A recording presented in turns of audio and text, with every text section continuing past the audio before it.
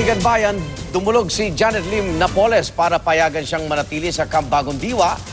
Kasunod ito ng utos sa Makati Regional Trial Court na ikulong siya sa Women's Correctional.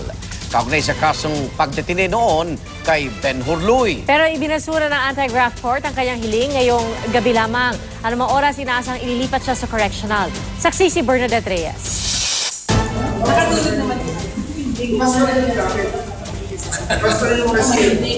Ma'am. Nakangiti pero may patutsada si Janet Lim Napoles na makaharap na media isang araw matapos mahatulang guilty sa pagdetine sa dating tauhang si Ben Hurluy. Kinamusta namin siya kaugnay niya nang humarap sa Sandigan Bayan para naman sa bail hearing ng hiwalay na plunder case kaugnay sa pork barrel scam. Yung mga anak niya umiiyak. Napoles mismo.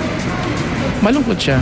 Kasunod ng pagbaba ng hatol ng Makati RTC, nakausap pa si Napoles kahapon ng kanyang mag-aama sa Camp Bagong Diwa kung saan muna siya ibinalik. Pero inaabangan na kung malilipat pa siya sa Women's Correctional alinsunod sa commitment order ng Makati RTC.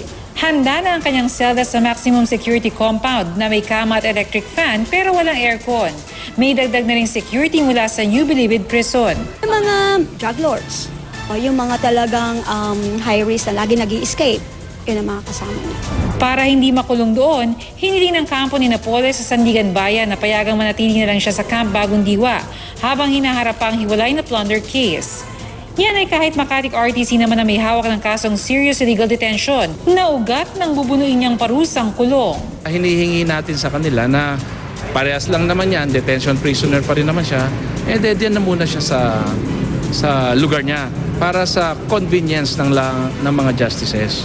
Ang pagkakaalam ko kasi, ang palisiya dyan, once convicted prisoner ka, doon na sila naghihiring sa loob ng premises ng CIW. Pero hindi pinabigyan ng Sandigan Bayan ng hiling dahil may circular na raw ang korte na sa isang national prison facility dapat ilagay ang mga naparusahang makulong ng hindi babawas sa 3 taon.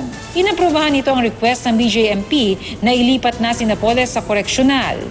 Hihilingin lang daw nila sa Korte Suprema na payagang papuntahin pa rin si Napoles sa Sandigan Bayan para sa kanilang mga pagdinig. Ako si Bernadette Reyes, ang inyong saksi.